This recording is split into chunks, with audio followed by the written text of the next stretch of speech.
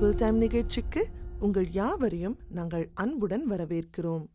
இன்றைக்கும் நாம் தொடர்ந்து ஃபெய்த் தட் ரெசிஸ்ட்ஸ் டெம்டேஷன், சோதனையை எதிர்க்கும் விசுவாசம் என்ற தலைப்பில் டாக்டர் எபி நம்மோடு வசனத்தை பகிர்ந்து கொள்வார்கள். வாங்க வசனத்தை சேர்ந்து தியானிப்போமா? இயேசுவே தேவன், இயேசுவே இரட்சகர், இயேசுவே ஆண்டவர், கர்த்தர் என்னும் விசுவாசம் நம்முடைய அனுதின வாழ்க்கையை மாற்றக்கூடிய விதத்தில் அமைகிறது. கடந்த வாரத்தில் நம்ம சிந்தித்தோம், எப்படி அப்படிப்பட்ட விசுவாசம் நாம் எதிர்கொள்ளும் கஷ்டங்களை தாங்க உதவி செய்யும் அப்படின்னு சொல்லி. இன்றைக்கு நாம் சிந்திக்கக்கூடியது என்னன்னா, அப்படிப்பட்ட விசுவாசம் எப்படி சோதனையை எதிர்க்க நமக்கு உதவி செய்யும். ஃபெய்த் தட் ரெசிஸ்ட்ஸ் டெம்டேஷன், சோதனையை எதிர்க்கும் விசுவாசம். லாஸ்ட் வீக்கில் கஷ்டங்கள் அப்படின்னு சொல்லி பார்க்கும்போது அதை 4 விதத்தில் நம்ம பார்த்தோம். குறிப்பாக யாக்கோபு 1 அதிகாரத்தில் 2 வசனத்தின் அடிப்படையில் நீங்கள் பலவிதமான சோதனைகளில் அகப்படும்போது, அகப்படுவீர்கள் என்றால் அப்படின்னு சொல்லி சொல்லப்படலை, அகப்படும்போது. இஃப் அப்படின்னு கிடையாது, வென். இந்த வசனத்தை வைத்து பார்க்கும்போது ட்ரையல்ஸ் ஆர் காமன். சோதனைகள் அதாவது கஷ்டங்கள், குறிப்பாக கஷ்டங்கள் பொதுவாக இருக்கக்கூடியது, இயல்பானது அப்படின்னு சொல்லி. அடுத்தது ட்ரையல்ஸ் ஆர் காம்ப்ளெக்ஸ்.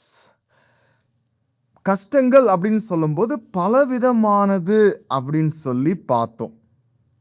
அடுத்தது ட்ரையல்ஸ் ஆர் கான்ஸ்டன்ட், தொடர்ந்து நம்முடைய வாழ்க்கையில் கஷ்டங்கள் காணப்படும் அப்படின்னு. ஆனால் trials it produces character, spiritual maturity.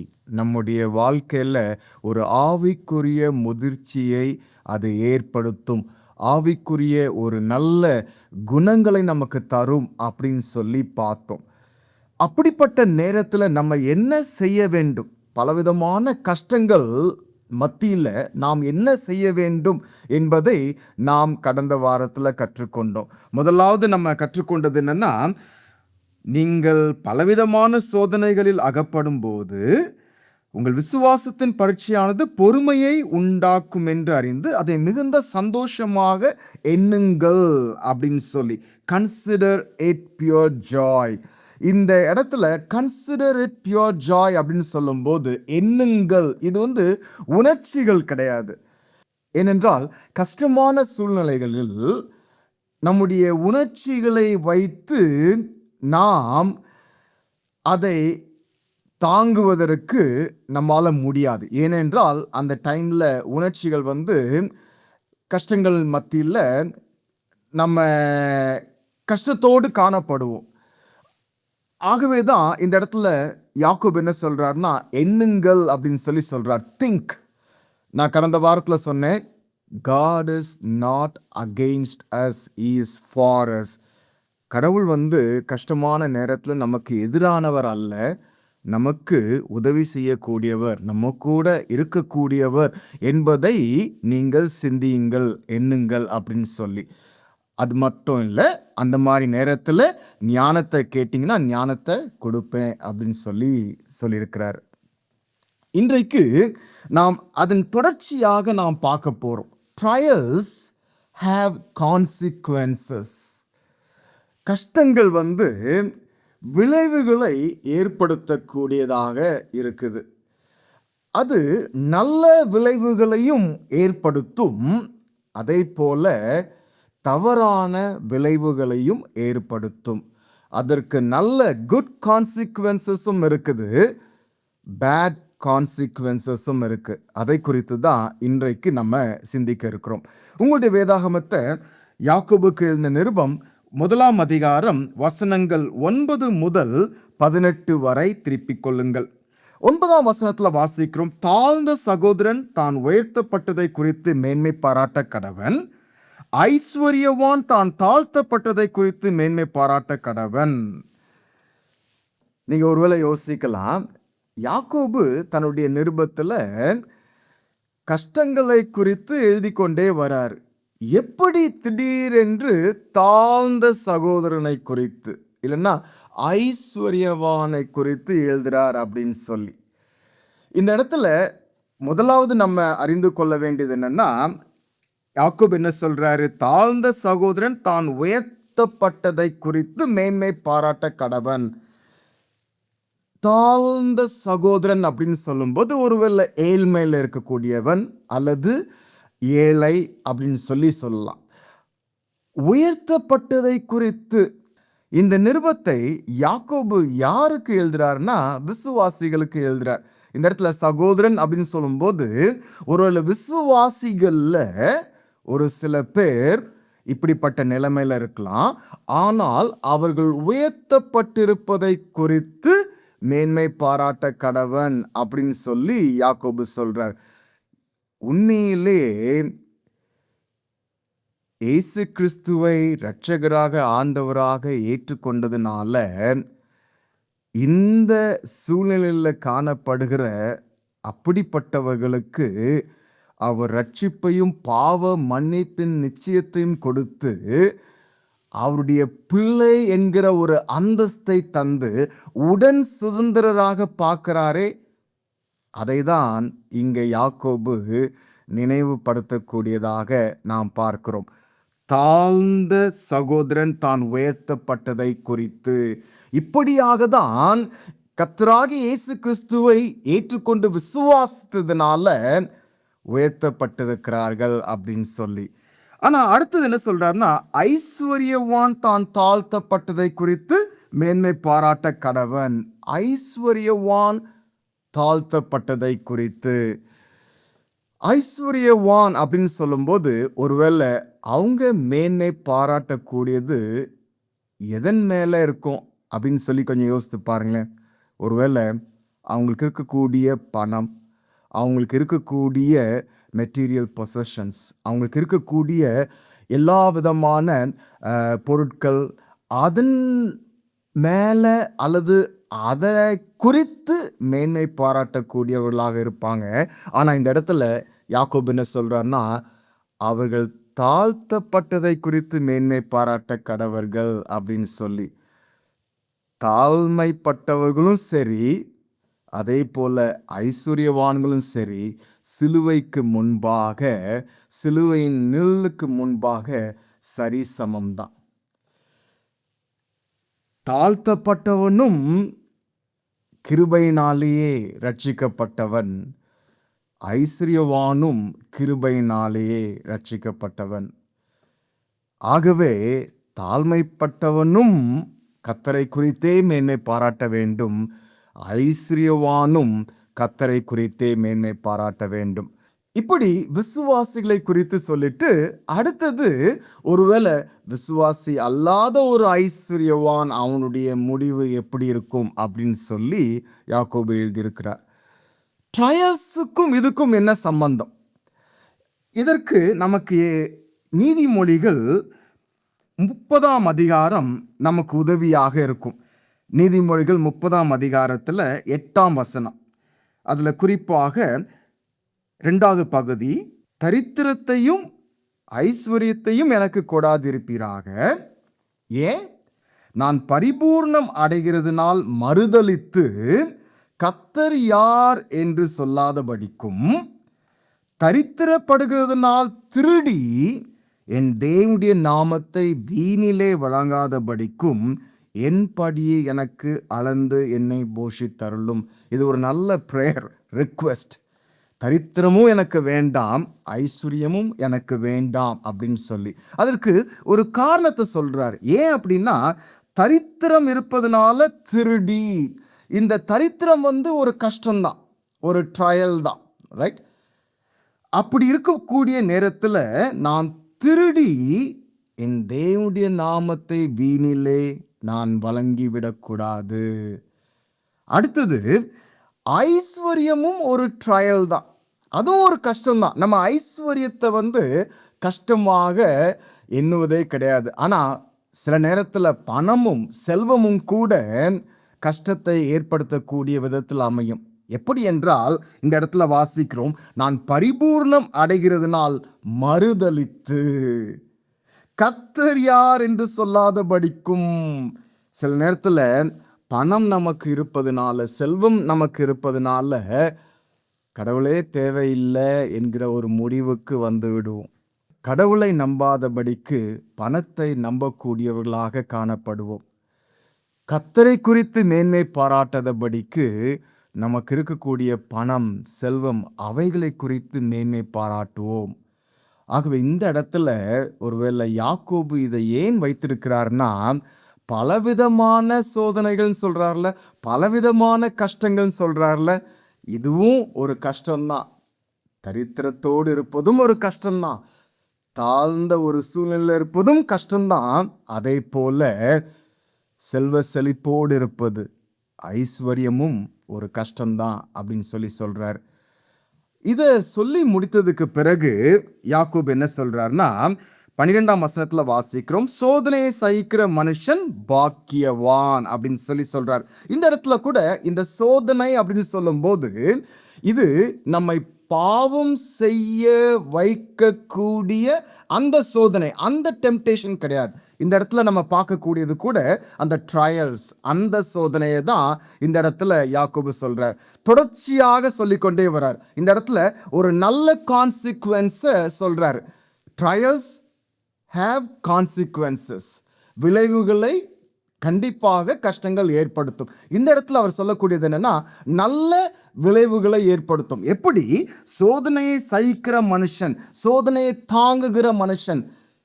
இந்த மனுஷன் எப்படி இந்த சோதனையை தாங்க முடியும் என்றால், கர்த்தராகிய இயேசு கிறிஸ்துவின் மீது வைத்திருக்கக்கூடிய விசுவாசத்தினால்.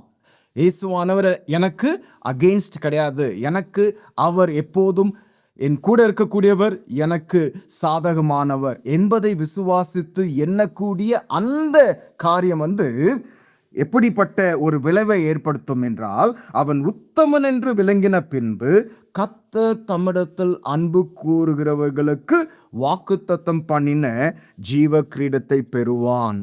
நம்முடைய வாழ்க்கையில வரக்கூடிய கஷ்டங்களை நாம் தாங்கும் போது, சகிக்கும் போது, நிச்சயமாகவே அவரிடத்தில் அன்பு கூறுகிறவர்களுக்காக அவர் வைத்திருக்கக்கூடிய அந்த ஜீவ கிரீடத்தை பெற்றுக்கொள்வோம். இது ஒரு நல்ல கான்சிக்வன்ஸ், நல்ல ஒரு விளைவு.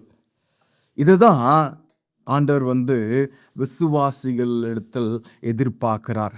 கர்த்தராகிய இயேசு கிறிஸ்துவை விசுவாசிக்கக்கூடிய அப்படிப்பட்ட விசுவாசிகளிடத்தில் அவர் எதிர்பார்க்கக்கூடியவராக இருக்கிறார்.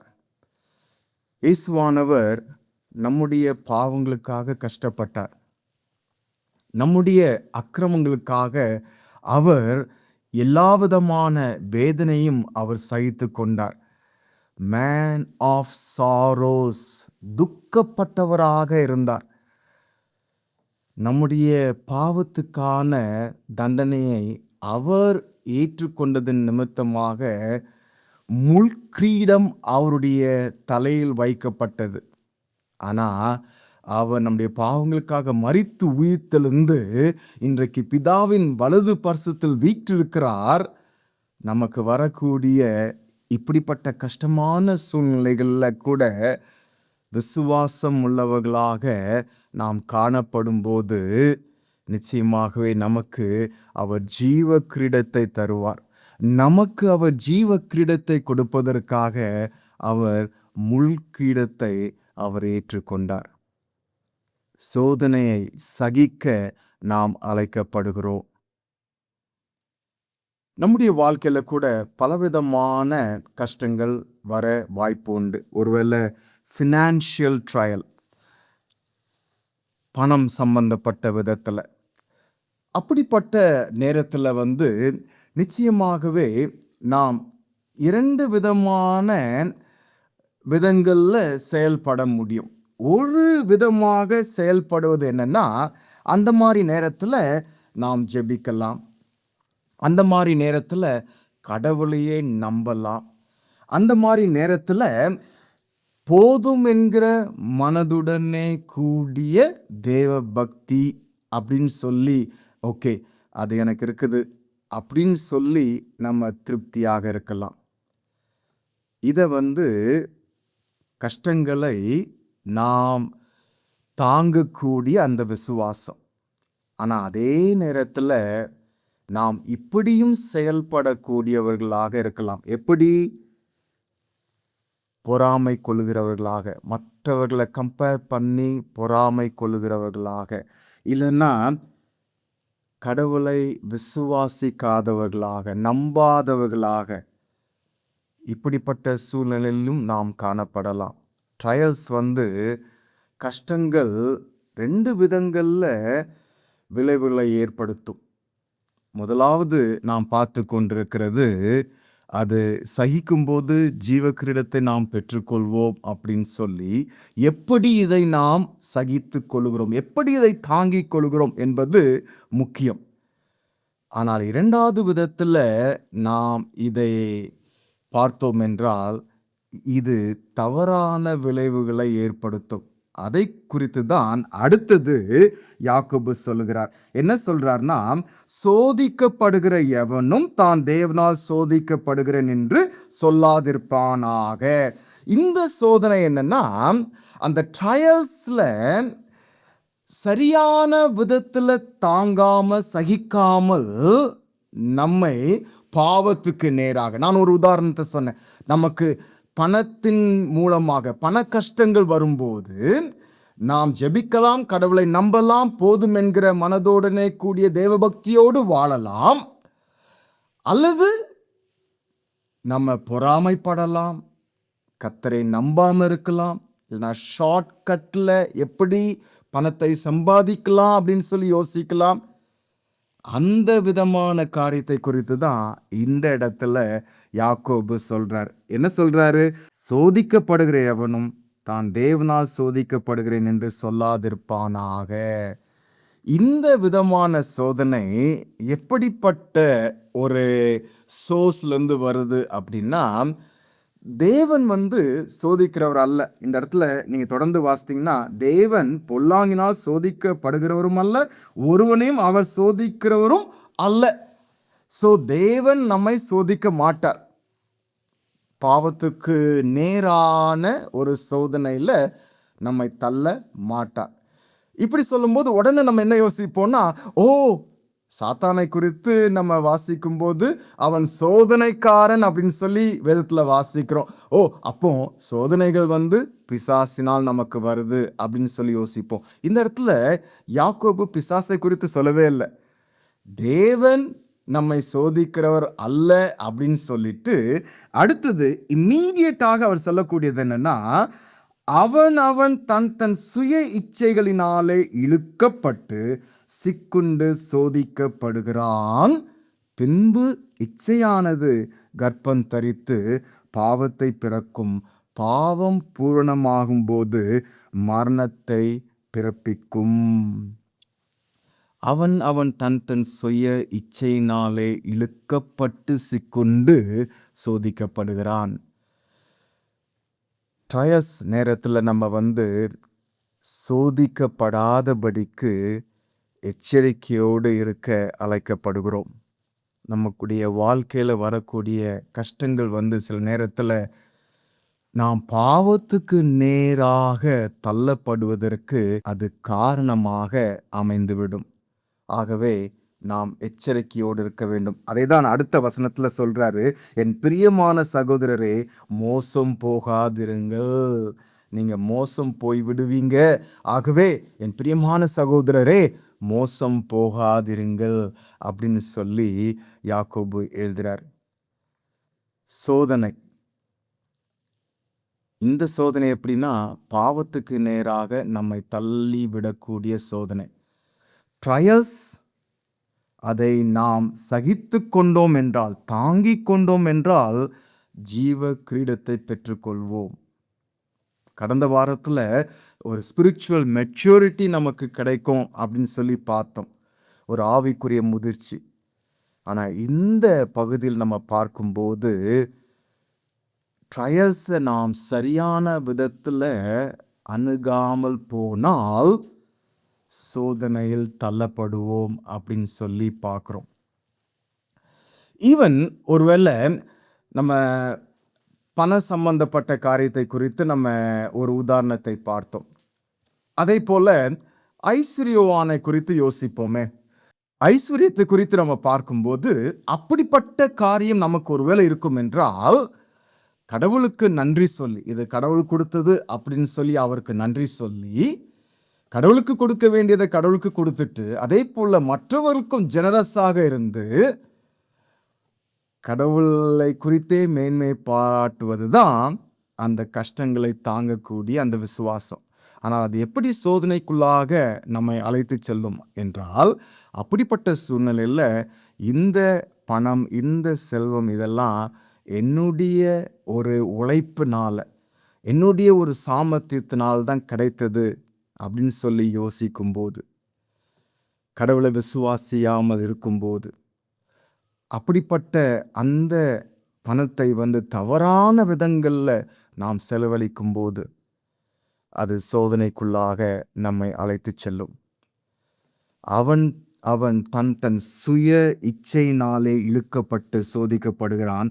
இச்சையானது கர்ப்பம் தரித்து பாவத்தை பிறப்பிக்கும், பாவம் பூர்ணமாகும் போது மரணத்தை பிறப்பிக்கும். ஆனால் இந்த இடத்துல யாக்கோபு ஒரு பேட் நியூஸோட முடிக்கலை, ஒரு துர்ச்செய்தி அல்லது ஒரு கெட்ட செய்தியோட முடிக்கலை. இதற்கு பிறகு முக்கியமான ஒரு காரியத்தை சொல்றார். என்ன சொல்றாருன்னா 17ஆம் வசனத்துல வாசிக்கிறோம், நன்மையான எந்த ஈவும் பூர்ணமான எந்த வரமும் பரத்திலிருந்து உண்டாகி ஜோதிகளின் பிதாவினிடத்திலிருந்து இறங்கி வருகிறது அப்படின்னு சொல்லி பார்க்கிறோம். அவரிடத்தில் யாதொரு மாறுதலும் யாதொரு வேற்றுமையின் நிழலும் இல்லை. சோதனை ஆண்டவர் கொடுப்பது அல்ல. சோதனைனா எந்த விதமான சோதனை? பாவத்துக்குள்ளாக நம்மை தள்ளக்கூடிய அந்த சோதனை தேவனால் நமக்கு வருவது கிடையாது. நம்முடைய சுய இச்சையினாலே இழுக்கப்பட்டு தான் சோதிக்கப்படுகிறோம்.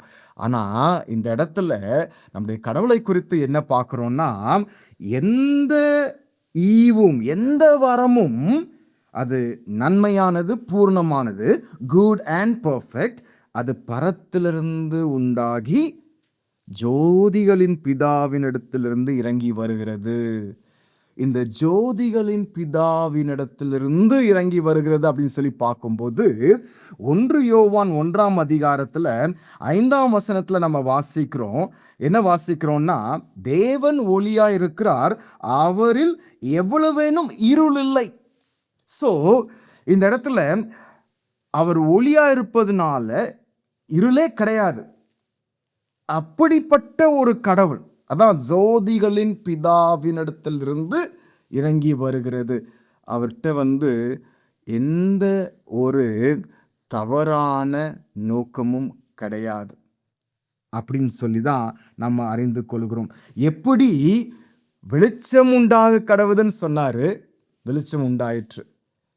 அதே போலதான் நம்முடைய வாழ்க்கையில கூட லெட் தேர் பி லைஃப், ஜீவன் உண்டாக கடவுது. அப்படிப்பட்ட விதங்கள்ல தான் நம்முடைய ஆண்டவர் செய்யக்கூடியவராக இருக்கிறார். ஆனால் அவர் நம்மை சோதனையில் தள்ளக்கூடியவர் அல்ல. Every good gift, every perfect gift is from above.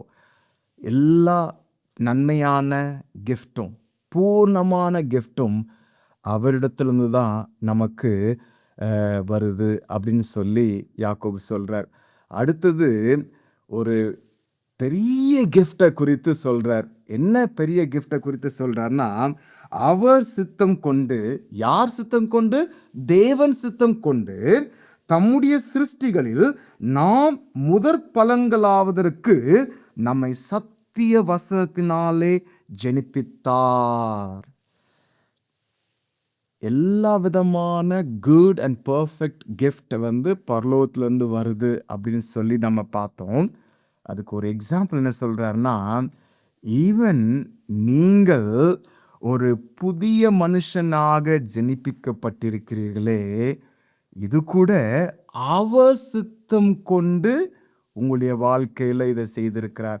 ஏதோ நீங்கள் விருப்பப்பட்டதுனால ஒரு புதிய மனுஷனாக நீங்க மாற்றப்பட்டிருக்கவில்லை. அவர் சித்தம் கொண்டு, அவர் விருப்பம் கொண்டு, அவர் எப்படிப்பட்ட விதத்துல உங்களை ஜெனிப்பித்திருக்கிறார் அப்படின்னா, சத்திய வசனத்தினாலே. எபேசியர் 1:13 நீங்க பார்த்தீங்கன்னா, சுவிசேஷமாகிய சத்திய வசனம், இயேசு கிறிஸ்துவினுடைய சுவிசேஷத்தின் மூலமாக நம்மை ஜெனிப்பித்திருக்கிறார். சோதனை நம்மை மரணத்துக்கு ஏறாக தள்ளிவிடும். சுய இச்சையினாலே இழுக்கப்பட்டு சோதிக்கப்பட்டு அதுக்கு பிறகு அது மரணத்தை பிறப்பிக்கும் அப்படின்னு சொல்லி நம்ம பார்க்குறோம். ஆனால் மாறாக நன்மையான எந்த ஈவையும் பூர்ணமான எந்த வரத்தையும் கொடுக்கக்கூடிய அவர் அவருடைய சித்தத்தின்படி நம்மை ரட்சித்து நமக்கு ஒரு புதிய வாழ்க்கையை அவர் தந்திருக்கிறார். நமக்கு ஒரு புதிய ஜீவனை நமக்கு தந்திருக்கிறார். முதற் பலன் அப்படின்னு சொல்லும்போது நாம் அவருக்கே சொந்தம், அவருக்கு உரியவர்கள் என்பதை சொல்லக்கூடியவைகளாக இருக்குது. கர்த்தராகிய ஆண்டவர் மீது உள்ள விசுவாசம், ஆண்டவர் இரட்சகர் கிறிஸ்து என்னும் விசுவாசம் சோதனையை எதிர்க்க நமக்கு உதவி செய்யும். அவர் நம்மை ஜெனிப்பித்திருப்பதனால, நமக்கு புதிய வாழ்க்கையை கொடுத்திருப்பதனால நிச்சயமாகவே நமக்கு வரக்கூடிய சோதனையை நாம் எதிர்ப்பதற்கு அது உதவியாக இருக்கும். அவர் நம்மை சோதிக்க மாட்டார், மாறாக நமக்கு நன்மையானது தான் செய்வார். ஆனால் நமக்கு வரக்கூடிய கஷ்டங்கள், அந்த சூழ்நிலைகளில் அதை தாங்காமல் சகிக்காமல் இருக்கும்போது நாம் சோதிக்கப்படுவதற்கு நம்மை அனுமதித்து விடுவோம். அது ஒரு தவறான விளைவுகளை நம்முடைய வாழ்க்கையில் தந்துவிடும். ஆனால் விசுவாசிகளுக்கு அது சரியாக இருக்காது. அதுவும் இயேசு கிறிஸ்துவுக்கு முதற் பலனாக இருக்கக்கூடியவர்களுக்கு அது சரியானதாக இருக்கவே இருக்காது. நம்முடைய வாழ்க்கையில் வரக்கூடிய கஷ்டங்களை நாம் எப்படி சகிக்கின்றவர்களாக இருக்கிறோம்? சோதனைகளை நாம் எதிர்க்கக்கூடியவர்களாக இருக்கிறோமா, அல்லது நம்முடைய இச்சைகளுக்கு நம்மை ஒப்பு கொடுத்து சோதனைக்குள்ளாக நம்மை தள்ளக்கூடியவர்களாக இருக்கிறோமா? கர்த்தராகிய இயேசு கிறிஸ்து மீது உள்ள விசுவாசம் சோதனையை எதிர்க்க நமக்கு உதவி செய்யும். இட்ஸ் பைபிள் டைம் நிகழ்ச்சிக்கு எங்களோடு கூட வசனத்தை தியானிக்க வந்த உங்கள் யாவருக்கும் நன்றி. அடுத்த வாரம் faith that obeys God's word, திருவசனத்திற்கு கீழ்ப்படுகிற விசுவாசம் என்ற தலைப்பில் நாம் தொடர்ந்து தியானிப்போம். Don't miss joining us again next Saturday at 10 p.m. on Satyam TV. Until we see you again, have a blessed week. Bye.